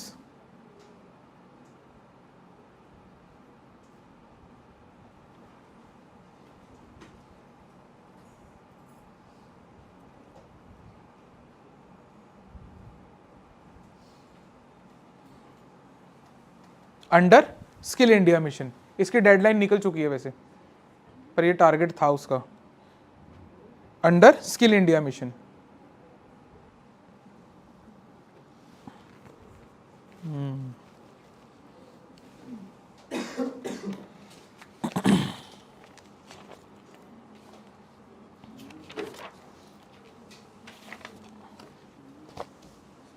ठीक है बच्चे, फ्लो समझ में आ रहा है पूरे दोनों करंट अफेयर्स का? ये थोड़ा सा टेढ़ा है, मैं आपको पहले ही बोला था, खिचड़ी टाइप है ये।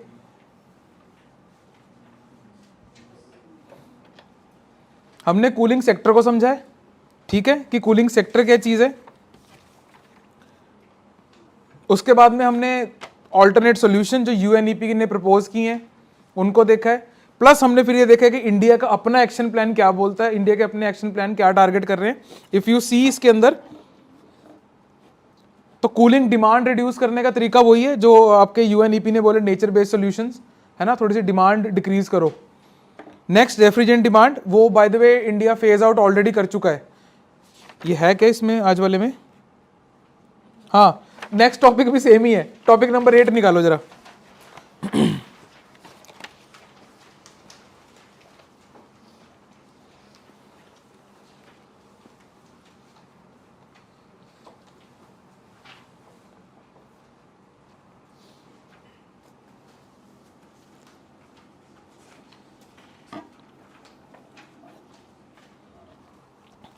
ठीक है जी, यहाँ पे मिनिस्ट्री की एक नोटिफिकेशन आई है that India has surpassed Montreal protocol targets, इसलिए आपके लिए टारगेट्स पता होना जरूरी है। India has successfully phased out the ozone depleting HCFC 141B। ये आपको हिमाचल और बाकी लोग जो दे रहे हैं पेपर स्टेट्स वाले, उनके लिए इंपॉर्टेंट है। वो 4 ऑप्शन दे देंगे आपको, पूछ लेंगे कि इंडिया ने कौन सा फेज आउट कर दिया है ना, दैट इज HCFC 141B। और इसका नाम भी याद कर लेना as it is, 1,1 dichloro 1 fluoroethane, HCFC है ना। और HCFC की फुल फॉर्म इज हाइड्रोक्लोरोफ्लोरोकार्बन, ठीक है, HCFC स्टैंड्स फॉर दैट। तो इंडिया ने इसको सरपास कर दिया इसको, ठीक है जी। तो जो आपका टारगेट हम बात कर रहे थे अभी, रेफ्रिजरेंट डिमांड को कम करना है, तो इंडिया ने सप्लाई तो कर दी है, ठीक है जी। आइए बच्चे 6 टॉपिक पे आ जाओ वापस। तो 3 टॉपिक्स इंटरलिंक थे इसके अंदर, है ना। आज हमारी काफी कूल होगी क्लास इस चक्कर में। आओ बच्चे, COP28 declaration on climate and health, ये मैंने एज इट इज आपको डिक्लेरेशन लाके दे दिया यहाँ पे, जिसको इंडिया ने साइन नहीं किया है, ठीक है। It was signed by 123 countries which is a huge number, मतलब इंडिया नोटेबल एब्सेंट, नीचे देखिए इसको अलग से लिख के दे दिया आपको, नोटेबल एब्सेंसेस, इंडिया एक नोटेबल एब्सेंट कंट्री है इसके अंदर, है ना। इंडिया जनरली इस टाइप के चीज में प्रपोज करने वाली पार्टी में ही होता है मोस्टली, कि आ जाओ करते हैं, दैट वन फ्रेंड।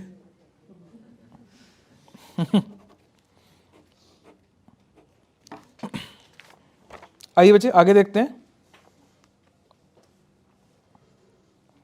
बच्चे इसमें ना जो आपका 5th पॉइंट है, आज का टेक अवे आपका इस टॉपिक से ये होना चाहिए, इस टॉपिक से नहीं, बाय द वे COP28 का टेक अवे आपका ये होना चाहिए, is that one health approach, countries are encourage to implement one health approach that considers the interconnectedness of human health, animal health and the environment.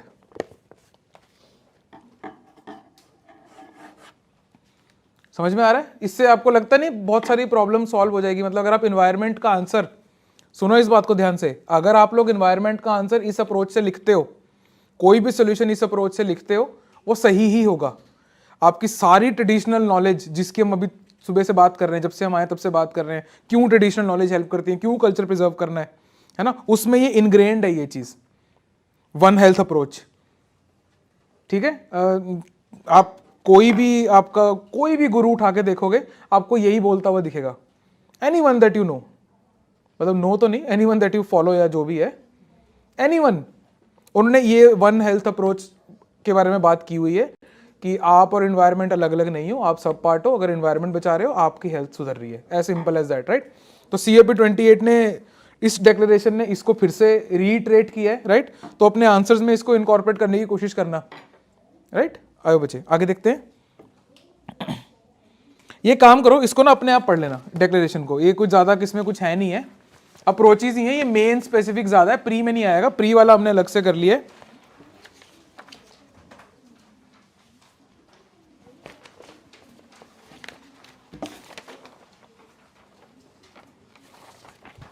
यहीं पे आप side पे heading डाल लो, वाई इंडिया रिफ्यूज्ड। क्या लगता है क्यों किया होगा? आप आराम से डिड्यूस कर सकते हो।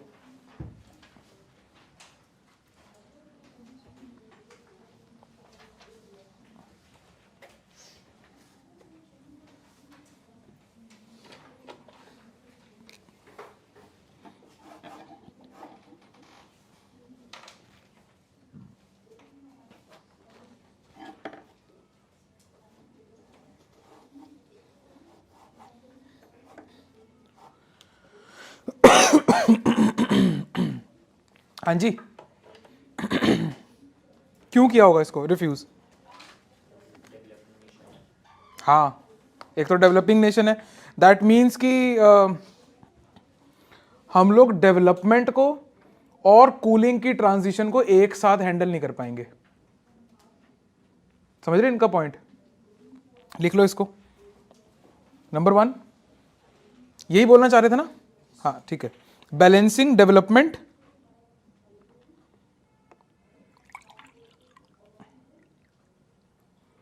एंड ट्रांजिशन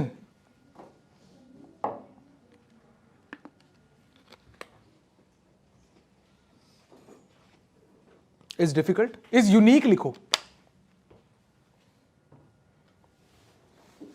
थोड़ा सा होश में आओ और इस पे दिमाग लगाओ, थोड़ा सा कुछ कुछ मिलने वाला है इसमें आपको।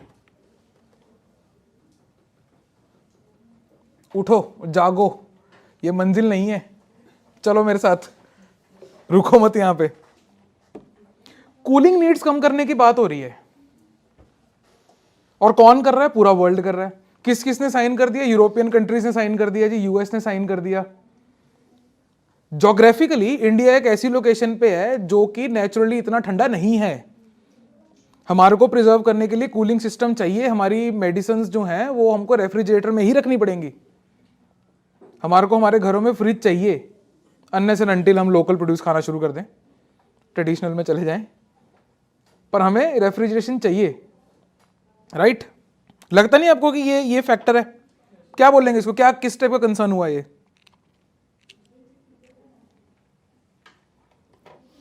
इट्स अ प्रैक्टिकल कंसर्न कि हमारे पास प्रैक्टिकली पॉसिबल नहीं है कूलिंग डिमांड को कम करना, बिकॉज हमारी कंट्री ऐसी जगह पे है कि हमें चाहिए कूलिंग, राइट? हम चंद्रताल तो नहीं रह रहे, सारा साल बर्फ है उधर। गेटिंग? लिखिए प्रैक्टिकल कंसर्न्स। समझ में आ रहा है ये वाला पॉइंट? आप इन बातों को पकड़ा करो कि एग्रीमेंट बोल क्या रहा है करने को, किनको बोल रहा है क्या चीज करने को। यूरोप में खोल सकते हो आप खिड़की और घर ठंडा हो जाएगा। यहां नहीं खोल सकते हो आप। अभी अभी लास्ट टू लास्ट ईयर की बात है, आई थिंक, जब हीट वेव आई थी कनाडा के अंदर, the whole world media was like कि अरे टेम्परेचर सोर हो गए वहां पे, ये हो गया। 35 डिग्री था, हाईएस्ट, है ना? तो आप समझ रहे हो कि वहां पे कूलिंग नीड्स कम करना इट्स पॉसिबल। मतलब आई किड यू नॉट, मैंने जब 45, 46, 48 डिग्री टेम्परेचर होता है, मैंने बच्चों को गुल्ली डंडा खेलते हुए देखा है बाहर, उतनी गर्मी में, धूप में, है ना? तो ज्योग्राफिकल फर्क है इसके अंदर। प्रैक्टिकल कंसर्न्स लिख लो आप इसके अंदर, क्या कैसे लिखोगे इसको?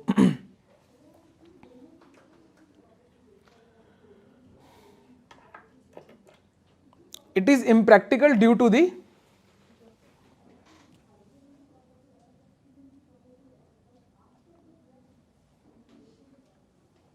inevitable need for cold storages,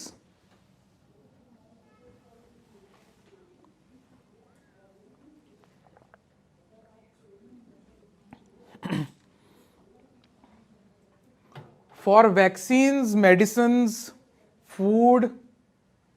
वैसे तो ये तीन ही है, पर एटसेट्रा भी डाल दो साथ में।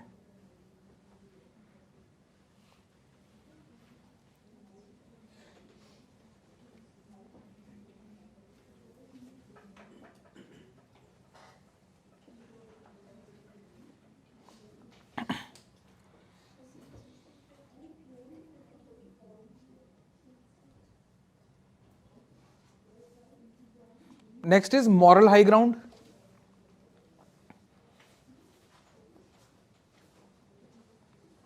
ये मॉरलिटी से याद आया, 21 तारीख तक पहले 5 डॉक्यूमेंट करने, ठीक है? मॉरल हाई ग्राउंड, पंजाबी में कहे तो लत उच्ची होना, that is the moral high ground. यहां पे India historically contributed less than 4% of global emissions. India historically contributed less than 4% of global emissions. Is it a moral high ground?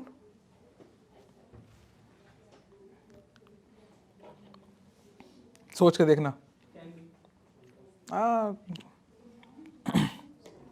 ये वैसी वाली, हाँ जी, हाँ, यस, बट हम इसको मॉरल हाई ग्राउंड लिख सकते हैं उसमें। ये पता है कैसी वाली बात है ये? जब आपकी फाइट हो रही होती है ना किसी से, तो आप कुछ भी बोल देते हो जो कि लॉजिकली ट्रू होता है, पर आपको पता है कि मैटर नहीं करता, अल्टीमेटली तो झूठी है। ये वैसी वाली बात है जैसे लड़ाई आप पेरेंट्स से करते हो, exactly, without moral platform, zero. वैसे वाली है। मैं फिर ब्रेकअप वाला एग्जांपल दूंगा, फिर तुम्हें पिछली क्लास याद आएगी कि पिछली क्लास में 2 दे दिए थे, इसकी लाइफ में तो नहीं चल रहा कुछ। तो इसलिए ये घर वाली लड़ाई ठीक है, ये कॉमन है सबके लिए, है ना?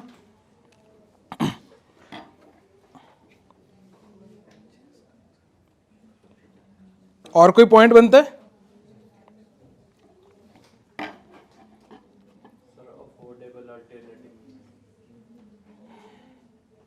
बात तो सही है।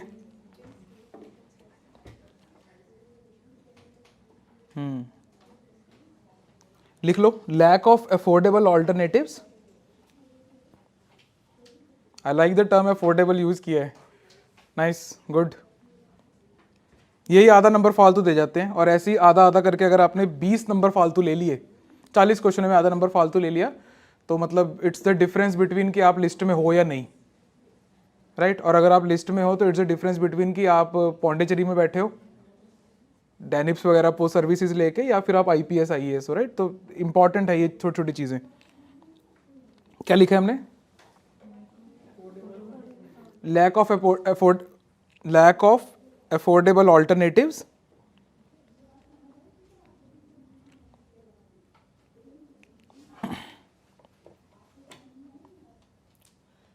एंड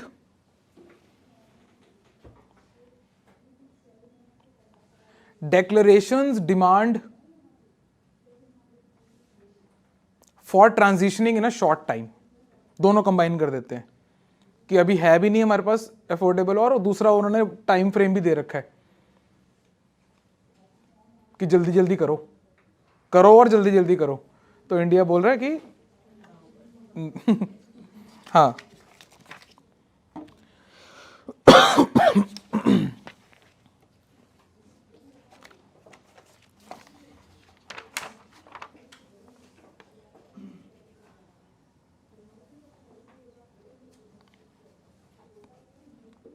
हाँ बच्चे आप ना जरा साइड एक सेल्फ रीड करके एक बॉक्स बना लो जो आपने खुद से करना है डिटेल में पढ़ना उसको किगाली समिट KIGALI इस पे सवाल आपको आने वाले 3-4 एग्जाम्स में से किसी एक में देखने को मिलेगा किगाली समिट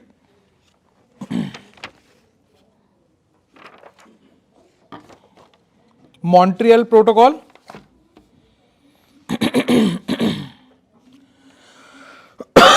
excuse me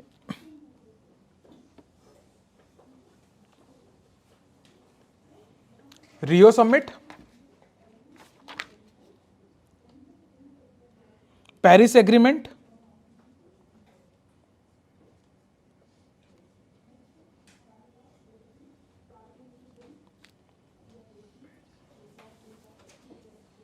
हाँ पेरिस एग्रीमेंट 2015 वाली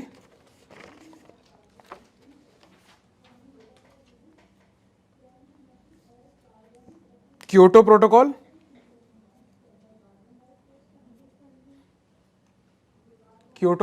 लिख लिया क्या एंड UNFCC UNFCCC जनरली मतलब पूरा ये इंपॉर्टेंट टॉपिक्स हैं इन्वायरमेंट के इस साल के और इसके अंदर के टारगेट्स देख लेना कौन कौन सा लीगली बाइंडिंग है एनेक्सचर 1 कंट्री एनेक्सचर 2 कंट्री है ना और नॉन एनेक्सचर कंट्रीज ये सब कुछ देख लेना मैकेनिज्म्स देख लेना और मैकेनिज्म कैसे काम करता है वो नहीं है कार्बन ट्रेडिंग और ये सब जिसके अंदर मैकेनिज्म्स हैं कौन सी कंट्री किसके अंदर कर सकती है एनेक्सचर 1 वाली 2 में कर सकती है कि नहीं 1 वाली नॉन एनेक्स में करेगी या नॉन एनेक्स वाली क्या सब कुछ डिटेल में देख लेना मतलब अगर अभी नहीं भी देखना हुआ तो एटलीस्ट जब आप इन्वायरमेंट रिवाइज कर रहे होंगे या पढ़ रहे होंगे दीज आर दी थिंग्स जिनको स्पेशल फोकस में रखना है और घबराना नहीं है ज़्यादा टाइम नहीं लेंगे ये हाँ ये मतलब ओवरऑल ये सारा काम आधे घंटे का है ये सारा एवरीथिंग और आधे घंटे के काम से याद आया 21 तारीख को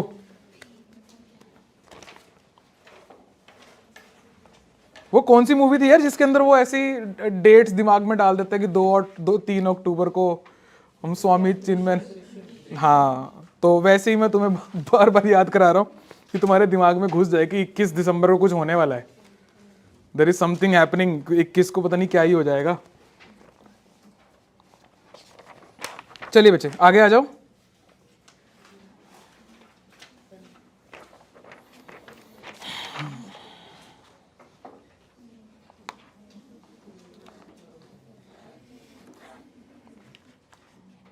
बच्चे एक ना स्पेशल नोट डाल के और चीज लिख लो उसमें read about Montreal amendment and Kigali amendment दो अलग चीज मतलब प्रोटोकॉल तो पढ़ोगे ही उसकी अमेंडमेंट भी पढ़ना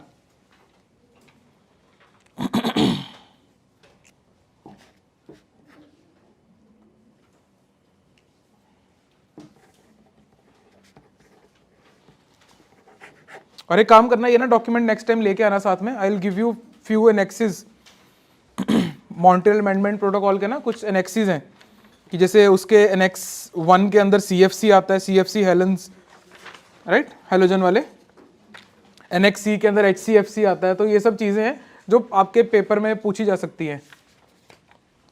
आ जाओ बच्चे, नेक्स्ट आ जाओ।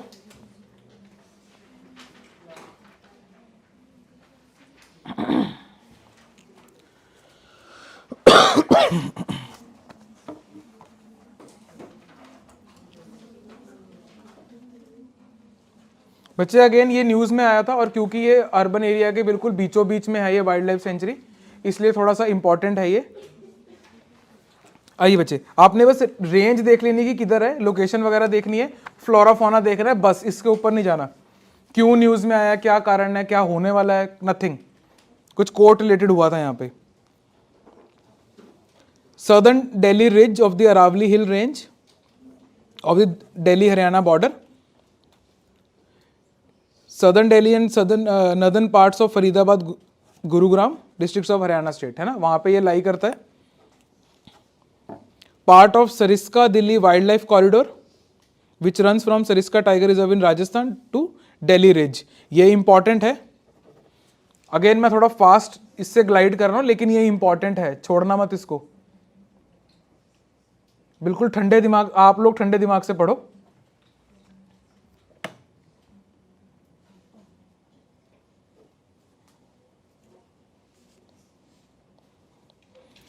फॉरेस्ट टाइप बच्चे देख लीजिए, नॉर्दर्न ट्रॉपिकल थॉर्न फॉरेस्ट, इसको अंडरलाइन कर लो।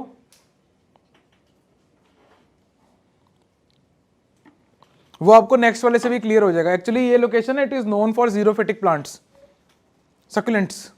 ये देखिए next, the native plants exhibit xerophytic adaptation. Xerophytic means जहाँ पे लैक ऑफ वाटर होता है ना, उसको जीरो जो plants which grow at the place जहाँ पे there is a lack of water, they are called xerophytes and they are spelled XERO। Same as the car that was named Xylo, है ना, उसमें भी हम इसको ऐसे ही प्रोनाउंस करते हैं। तो this is zero. There was a friend of mine जो कि उन्होंने ये वाली गाड़ी खरीदी थी, एंड मेरे को समझ नहीं आया कि इसने कौन सी गाड़ी खरीदी है, बिकॉज वो बहुत टाइम तक गजेलो बोल रहा था उसको। एंड लाइक आफ्टर 10-15 डेज मैंने वो गाड़ी देखी, same as the case with कि उन्होंने गाड़ी निकाली थी ना Hyundai ने, एसेंट बोलते थे जिसको। हाँ, it is actually name accent, ACCENT accent बनता है। तो लोगों ने एसेंट बोलना शुरू किया, तो कंपनी को चेंज करना पड़ा, दे नेम्ड XCENT कि ये वाले अब नए नाम सही से लोगे। तो hence xerophytic plants, xerophytic adaptations such as, बाकी आप देख लेना बच्चे। बाय द वे ये सवाल 2018 में आया हुआ है कि जीरोफिटिक कंडीशंस के अंदर क्या क्या एडेप्टेशन होती है ना। 3 ऑप्शंस थे उसके अंदर की, लीव्स छोटी हो जाती हैं, वैक्सी कोटिंग हो जाती है, ये सब है ना। तो वो भी चीज़ आपकी इससे क्लियर होगी थोड़ी सी। यूपीएससी के एनवायरनमेंट के आधे सवाल तो आंख खोलने से सॉल्व हो जाते हैं, थोड़ा सा आपको बस आंख खोल के देखना होता है। जैसे उन्होंने पूछा कि ये पर्टिकुलर बर्ड है कि ये ना भैंसों की पीठ पे होती है ना, बर्ड का नाम भूल रहा हूँ मैं, और उसमें से एक ऑप्शन उन्होंने पूछा था which of the following is true, how many of the following is true, इस टाइप का कुछ क्वेश्चन था। और एक उसमें स्टेटमेंट थी कि ये रूरल एरिया में ही होती है ये वाली बर्ड, राइट। बट मैंने देखी थी, मैं तो गया नहीं रूरल एरिया में, राइट। तो इस तरीके से आंसर सॉल्व हो जाते हैं वहाँ पे, कि थोड़ा सा दिमाग लगाने की देर होती है, इतना ज़्यादा टेक्निक वो डराने के लिए ज़्यादा होते हैं, राइट। बच्चे यहाँ पे ना वो लिख लो आप साइड पे,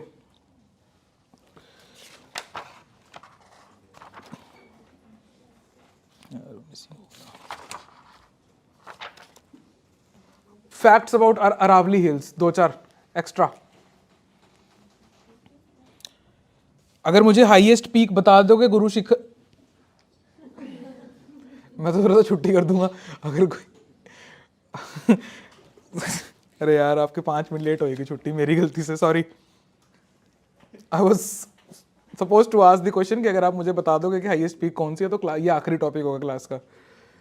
I ask the question instead कि अगर आप बता दोगे कि हाईएस्ट पीक गुरु शिखर है तो ये आखिरी लिख लो बच्चे। Oldest fold mountains of the world,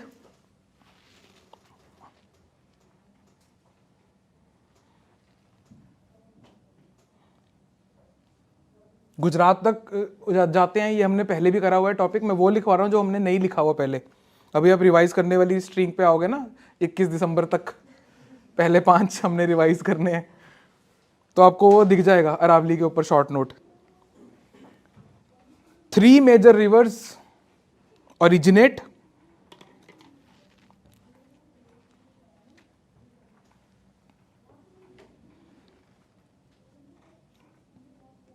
LSB, Luni, Sahibi, बानस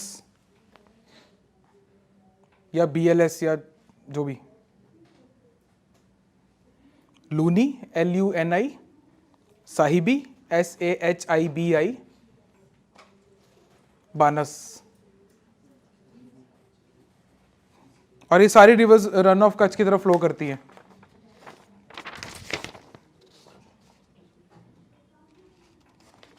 to main ranges, मतलब अरावली 2 रेंजेस में डिवाइडेड है, divided into 2 main ranges.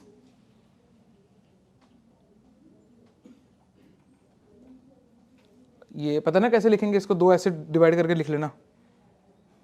Sambar Sirohi range SAMBHAR SIROHI, sambar Sirohi, ये एक रेंज है। Second is sambar Khetri,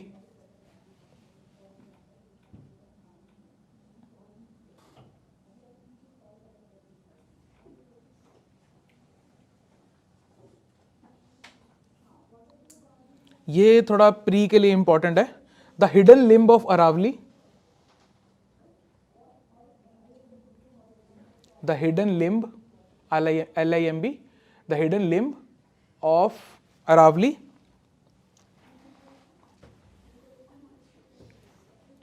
bracket में लिख लो दिल्ली टू हरिद्वार।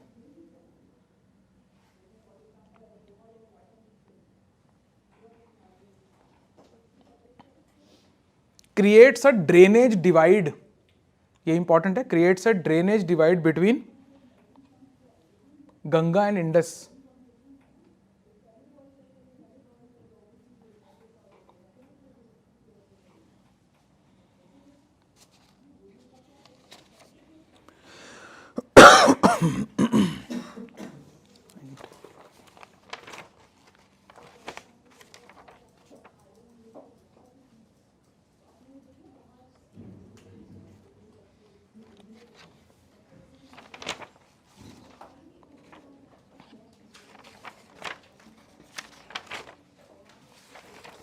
ब्रेक चाहिए होगी तुम्हें 10 मिनट की तो, है ना, अगली क्लास से पहले चाहिए? चलो ठीक है, ये डॉक्यूमेंट ले आना फिर अगली बार याद से। और क्या करना है अगली बार से पहले? हाँ, डॉक्यूमेंट 1 to 5।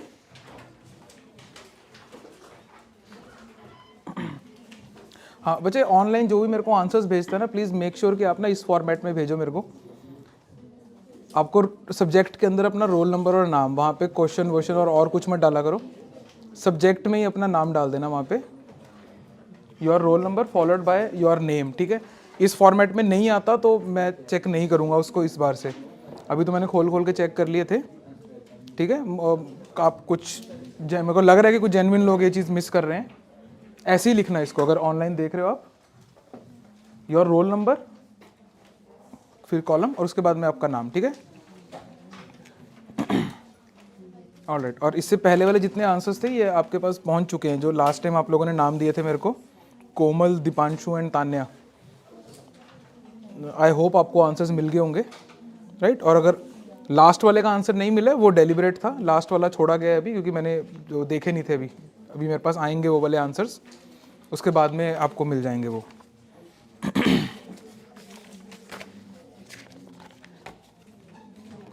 जिनकी क्लास नहीं है अभी, वो लोग अपने आंसर्स वगैरह मेरे से आके चेक करा लेना।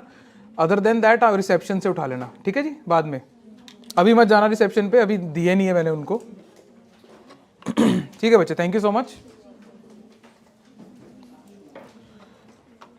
So that is all about today's lecture. I hope कि आज जो हमने पढ़ा है इसमें से आपके प्रीलिम्स और मेंस में कुछ रेलिवेंस के साथ सवाल आ जाएं। अगर सवाल आ गया इसमें से, you will definitely be having an edge over a major population of India who is preparing for the same examination right now. Let me tell you about the current affairs master course 2024। इस course के अंदर आपको basically 3 चीजें मिलती हैं जिसके through आपका जो करंट अफेयर्स है वो पूरी तरह सॉर्टेड हो जाएगा for your pre, mains as well as your interview. Number 1, you get weekly lectures जो कि ऑफलाइन या फिर ऑनलाइन फॉर्मेट में लाइव आपको मिलेगा।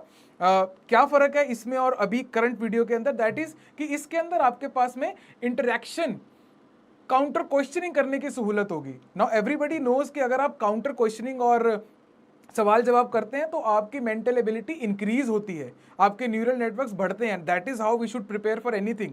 Next, you get weekly PDFs.